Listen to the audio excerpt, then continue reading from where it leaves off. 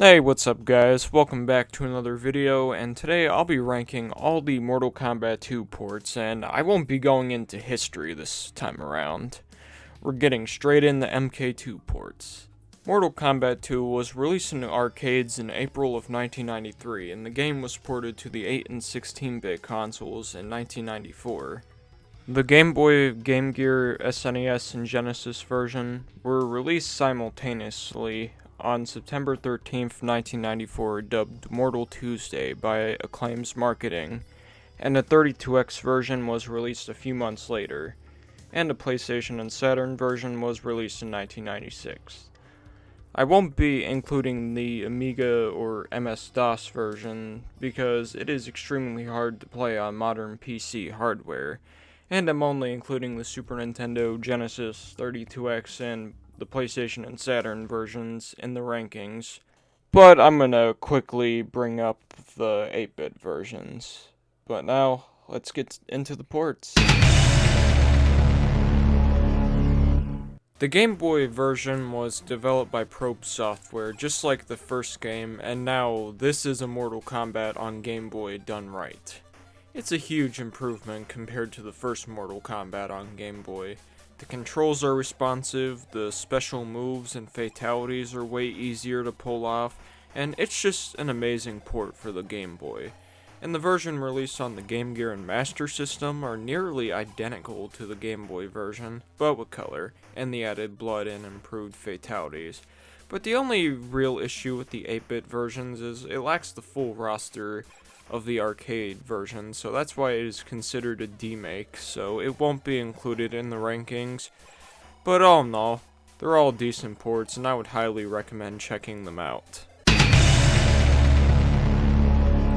The Genesis version was developed by Probe Software, just like the first game, and it retains all the blood and fatalities without a special code being entered.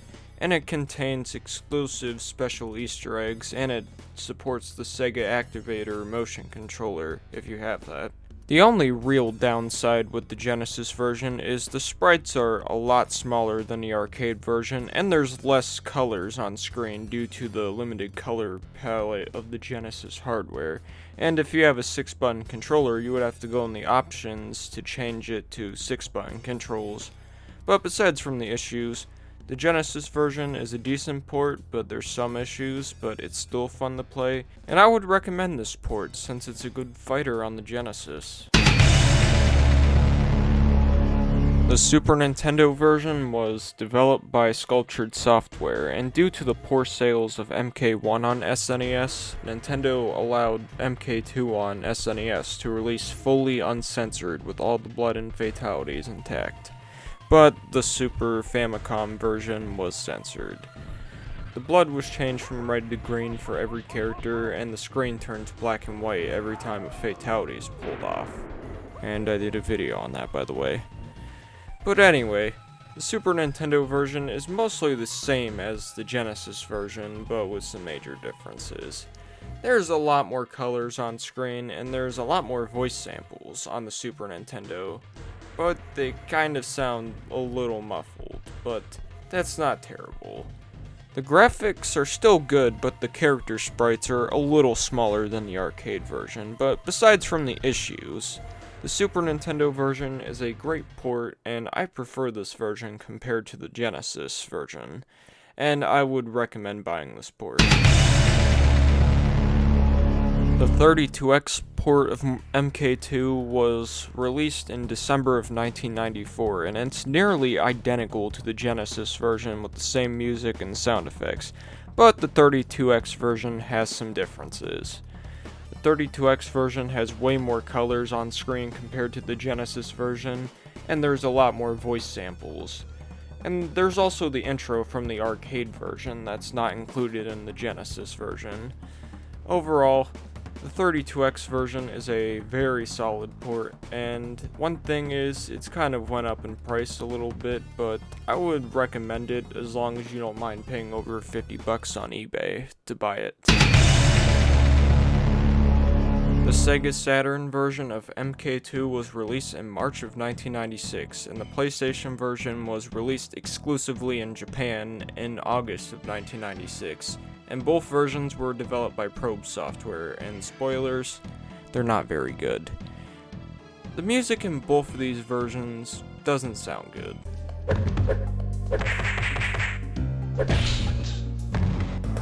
I think they were trying to make it sound like the arcade version, but they failed at doing that.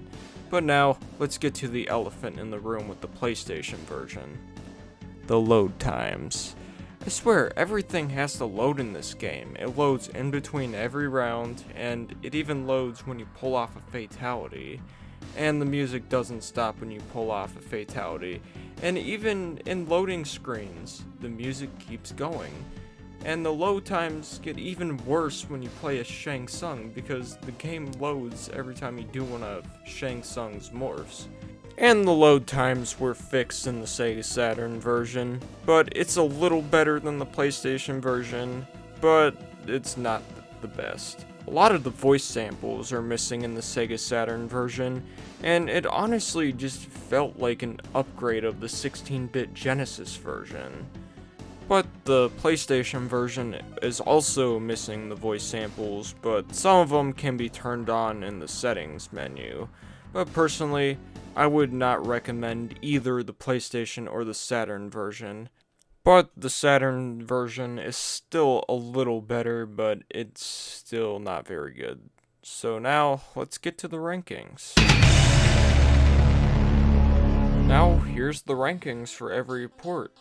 Coming in at number 5 for the worst version of Mortal Kombat 2 is the PlayStation version. After seeing all the problems I mentioned, you can see why it was only released in Japan. Coming in at number 4 for second worst is the Saturn version. It fixed most of the issues with the PlayStation version, but it's still not good. And I think the reason why the PlayStation and Saturn versions were so bad is because Acclaim was about to lose the Mortal Kombat license, so they rushed both versions in order to release a game before the contract expires. Coming in at the number 3 spot is the Genesis version. It's a very decent port, but there are some minor flaws with it.